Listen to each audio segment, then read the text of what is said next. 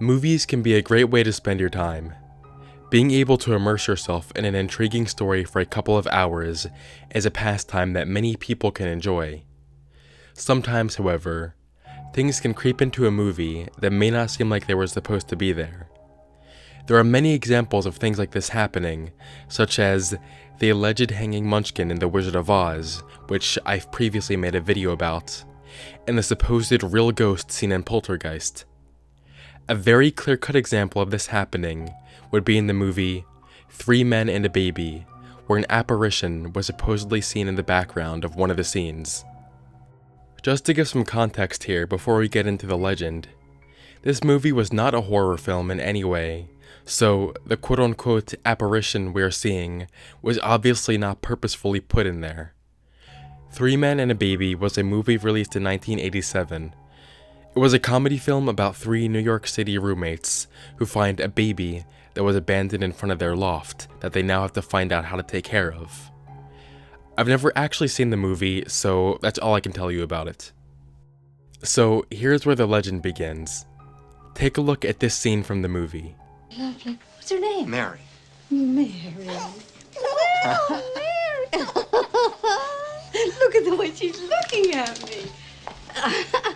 For a moment there, I had her laughing. Yeah, just like me, huh?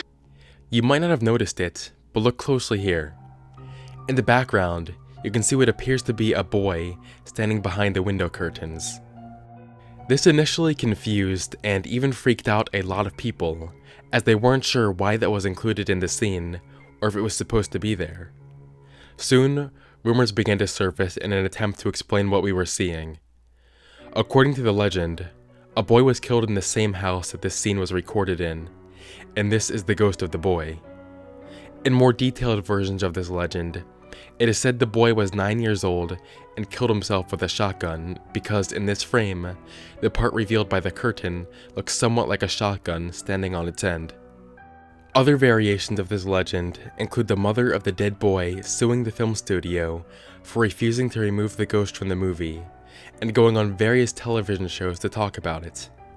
In one version, the mother sees her dead son in the film and ends up going insane, resulting in her needing to be put in a mental hospital.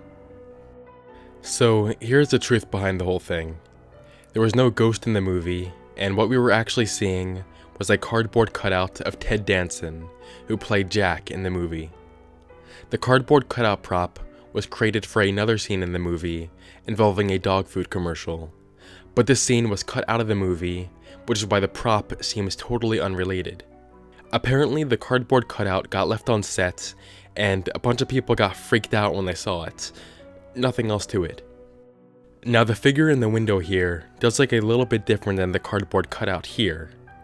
This is because it looks a lot smaller in this scene of the movie because of the distance and the angle of the shot, and the arms were covered up by the curtains, so we can't really see the full thing. Furthermore, the legend states that a boy died in the house that was used to film this scene. Well, that clearly is not true because this scene was filmed on a studio set, not an actual house. Also, the fact that there are so many varying versions of this legend should be an indicator that it is not real. In one version of the legend, the mother of the dead child went on various talk shows to talk about him appearing in the movie, yet you can't find a single record of this actually happening anywhere. In addition to all of that, Tom Selleck, one of the people in the movie, was on The Tonight Show and said for himself, the whole thing is just a legend, nothing more. The story was that this kid died in the house where we shot the movie. Oh, yeah. This little boy. Yeah. Well, we shot on a soundstage. They built the set and all, and No, you can't say, no, you have to go along with the story. Even after all that, some people still are not buying it. In 2011, a YouTuber named 1-800-GOT-GHOST posted a video where he pointed out this detail of the scene. You know, you boys live like pigs. No, Mom. Look, there. So right here, this is what we see in the window.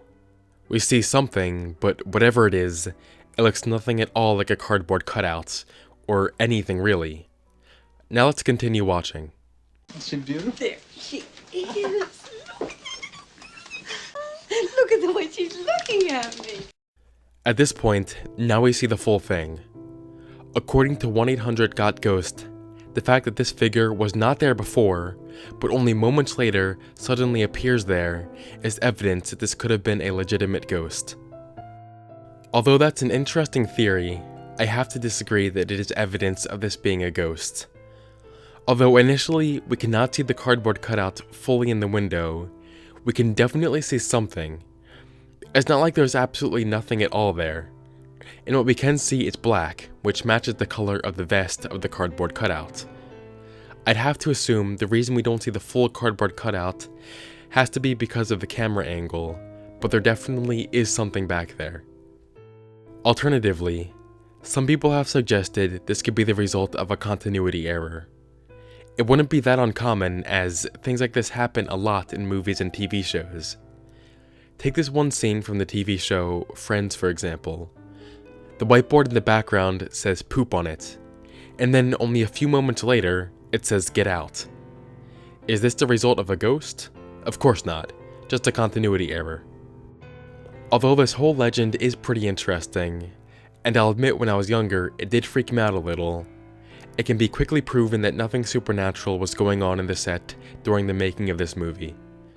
Thank you for watching, and I will see you on the flip side.